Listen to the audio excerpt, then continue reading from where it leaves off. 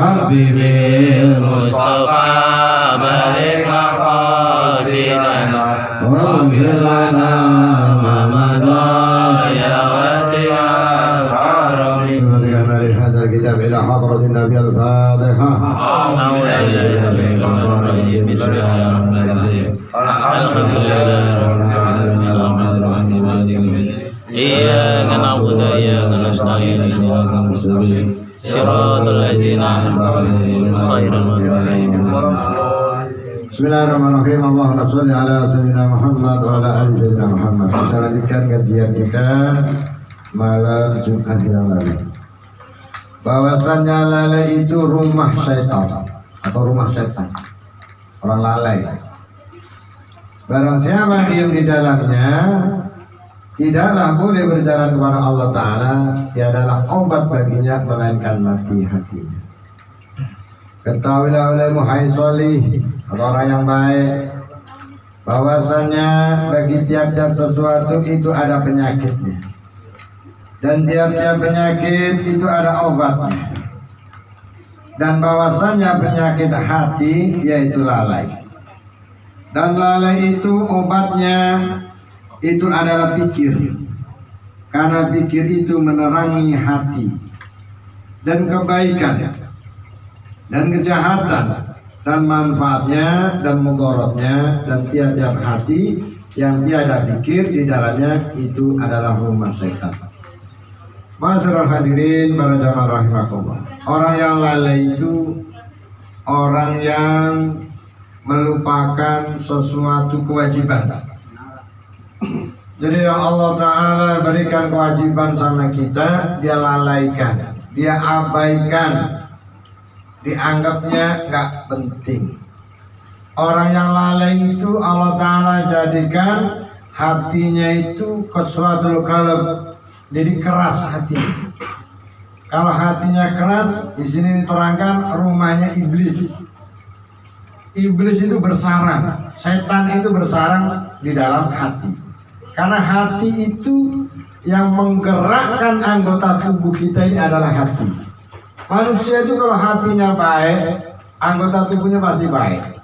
Contoh, ini air gelas, dalamnya diisi kopi, dituangin pasti keluarnya kopi. Ya. Karena apa? Dalamnya baik. Begitu juga manusia, kalau hatinya baik, tutur katanya itu pasti baik, tingkah lakunya pasti baik, ya. Semuanya jadi baik. Jadi yang menggerakkan anggota tubuh kita ini adalah hati. Tapi kalau hati dikuasai oleh setan, dikuasai oleh iblis, tutur katanya pun seperti tutur katanya iblis. Perkataannya seperti perkataannya iblis. Tingkah lakunya seperti tingkah lakunya iblis.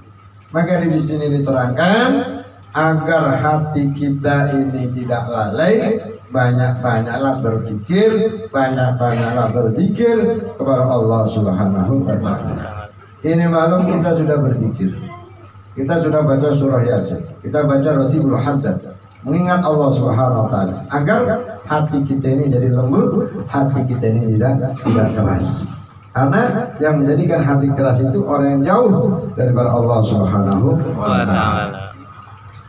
Ketahuilah olehmu hai soleh, bahwasannya fikir dalam akhirat itu menerangkan hati. Orang yang mau berpikir, orang yang mau mengingat akhirat, itu Allah Ta'ala jadikan hatinya itu terang. Hatinya terang. Orang kalau mikirin akhirat itu hatinya terang. Dan memusakai makrifat dan pikir akan dunia itu mematikan hati. Dan siapa orang yang ngurusin dunia itu hatinya mati. Kenapa kok bisa seperti itu? Sebenarnya gini Pak, kita mau jujur nih, kita ngomong jujur. Kalau sampai dikasih pekerjaan banyak, kira-kira akhiratnya banyak ketinggalan apa enggak kira-kira? Ini jujur deh. Contoh Pak Parti deh. Iya. Borongannya ini nggak ketulungan. Borongan ini belum kelar udah masuk lagi. Belum kelar udah masuk lagi. Lupa. Kira-kira nih masih mau yasinan nggak kira-kira? Ya masih lah. Asal nanya aja gitu Pak. Kali-kali dikit kali-kali. Kira-kira masih mau yasinan nggak? Ya Pasti. Selain bisnis rumah, selain bisnis rumah dia usahanya banyak nih. Nggak hanya kontraktor aja dia punya toko. Ya, di pasar juga punya, di mana-mana dia miliki semuanya. Kira-kira masih mau yasinan apa enggak ya? Kalau Parli pasti mau. Ya. Karena urusan dunia itu orang itu diperbudak sama dunia. Iya. Ya, Betul itu. diperbudak. Sebenarnya harta itu yang budakin kita. Semua orang pasti Pak. Sampai beli motor Pak. Kira-kira motor baru itu budakin kita apa enggak? Budakin. Kita cuci, kita lap-lap, kita beli bensin, kita pajakin, semuanya budakin kita. Harta itu sebenarnya budakin kita. Ya, jujur ini semua nggak hanya orang biasa, ustadz juga sama. Contoh nih HP aja nih, sampai beli HP yang baru, yang harganya mahal 12 juta, 13 juta, 5 juta. Kalau kagak ada pulsanya sama baik, dibudakin juga. Cuma begitu-begitu aja. Artinya apa? Nafsu. Dunia ini adalah nafsu. Jadi kalau orang mikirin akhirat, izzudunya bil mal. Nabi bilang gitu. Memang kemuliaan dunia ini dengan harta. Orang itu kalau nggak punya benda, nggak punya duit, di dunia emang kebelangsak itu. Kebelangsak susah. Maka Nabi nggak anjurin. Orang Islam itu nggak boleh melarat. Orang Islam disuruh kerja keras. Nabi bilang begini, kalau engkau bekerja, ingatlah seakan-akan engkau hidup selama-lamanya. Tapi ketika engkau sholat, ingatlah ketika sholat itu sholatmu yang terakhir. Lu sholatnya khusyuk. Dan sampai sholat masih mikirin kerjaan, masih mikirin macam-macam. Ya, gimana kita bisa khusyuk dalam sholat? Makanya disebut lalai. Orang yang lalai itu orang yang mengabaikan perintah Allah. Jadi Allah itu diduakan. Ya, Allah itu diduakan. Nggak di nomor satu kan. Ini sebenarnya tingkat tinggi Pak ngaji. Sebut ngaji makrifat. Orang itu kalau sudah makrifat kepada Allah, ketika dia sholat, yang diingat sudah Allah, nggak ada yang diingat dunia, nggak ada. Nah kita ini pura-pura sholat, tapi urusan dunia masih ada. Ya, itu orang-orang biasa ya wajar. Yang penting kita sholat gitu. Ya. Yang penting kita sholat itu, jangan sampai nggak sholat itu. Orang saya nggak bisa khusus, Ustaz nggak bisa sholat, nggak boleh. Tetap harus sholat. Maka barang siapa banyak lalai, banyaklah sesat. Jadi orang yang lupa ini banyak menyesatkan. Ya. Jadi kalau urusan akhirat itu nanti terang. Salah tidak langsung loh. Orang itu kalau banyak zikir, Pak, orang selalu ingat nama Allah Taala itu hatinya tenang, hatinya terang. Tapi kalau urusan dunia butrek sampean, nggak ada kelar-kelarnya. Jarang orang itu stroke mikirin akhirat itu jarang, Pak. Yang banyak mikirin dunia. Jarang orang darah tinggi mikirin akhirat. Kenapa Pak darah tinggi? Ya Allah kemarin saya gak jumatan Pak, sampai tensi saya naik. Gak ada. Kenapa tensi naik Pak? Kemarin gak ikut yasinan ya. Saya bisa mikirin terus. Tata ini jarang yang begitu. Yang ada apa? Urusan kerjaan belum kelar. Tunggu lagi. Pak kapan kelarnya? Pak bocor itu Pak, kerjaan gak beres. Pusing, tensi naik. Dunia itu begitu Mas. Tapi kalau urusan akhirat enggak ada. Sampai banyak zikir, banyak ibadah, yuk tambah tenang hati kita, tambah tentrem hati kita. Emang Allah Taala ciptakan begitu. Kalau urusan akhirat jadi tenang. Ya. Kalau ngurusin dunia, makin banyaknya dunia, makin pusing. Dunia ini membuat pusing sebenarnya. Tapi juga harus dicari. Ya. Dan barang siapa mati hatinya, itulah kendaraan setan. Maka takutlah olehmu. Kalau orang udah mati hatinya, dia itu udah nggak ingat sholat, udah nggak ingat ngaji. Yang ingat apa? Ya dunia aja. Pokoknya udah cari dunia, dia nggak kenal waktu maghrib. Orang yang mati, tanda-tandanya orang yang mati hatinya itu dengar waktu sholat, dia mengeluh. Belum apa-apa udah maghrib, belum apa-apa udah zuhur, belum kelar, belum asar, belum kelar ini ngaji tinggal dikit, tinggal pojok doang udah. Udah selesai, udah zuhur lagi. Master udah, ya urusan dunia lah pokoknya. Ya, orang yang begini udah tanda-tanda artinya bang. Bukan dengar azan, alhamdulillah.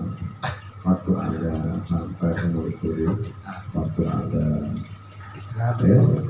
Sebenarnya kalau ada hadis atau apa itu orang bilang itu manusia ini hidup di antara azan dan iqamah.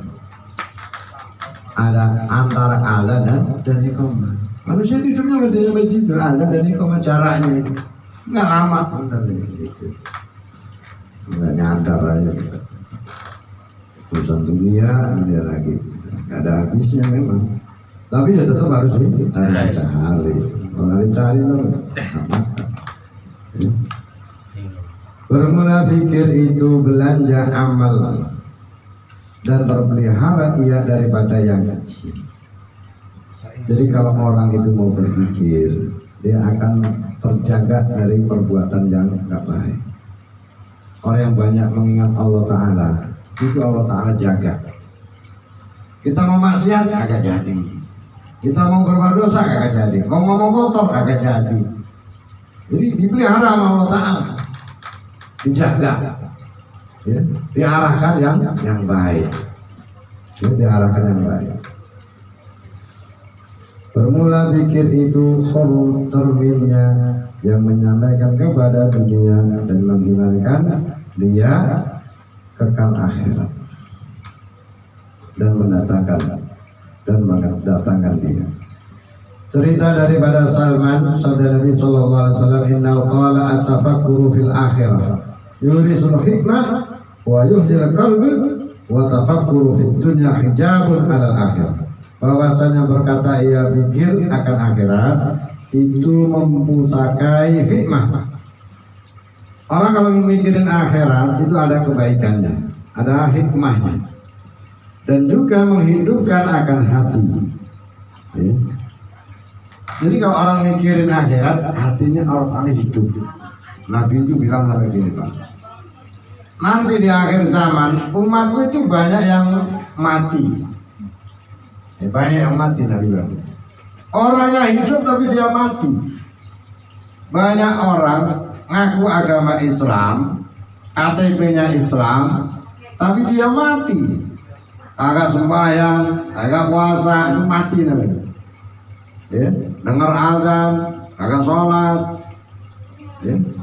Waktunya puasa, Ramadan, katanya lapar, nggak kuat, itu mati, ya. Dibilang mati. Tapi kalau orang hatinya hidup, ya, di mana ada kebaikan dia datang, dia kerjain. Dan pikiran akan dunia itu mendinding akan akhirat. Jadi orang kalau ngurusin dunia, akhiratnya ini terbengkalai. Akhiratnya nggak diurusin. Ini kebanyakan orang itu memang begitu Pak.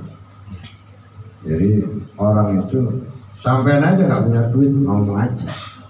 Coba kalau sampean duitnya miliaran, nggak mungkin sampai di sini Pak. Bener nih, kalau sampai duitnya miliaran nih, ya rumahnya nggak di sini, rumahnya di minimal ya kota wisata lah. Ya, minimal di kota wisata nggak kenal pengajian. Mobilnya sabrek-sabrek, istrinya udah buta kaki, nggak kenal ngaji. Bener, karena duitnya kagak aja. Karena duitnya gak punya makanya ngaji. Harus bersyukur sama Allah Ta'ala. Ya, untung nggak jadi orang kaya ya. Jadi masih kenal pengajian. Wallahu a'lam bishawab.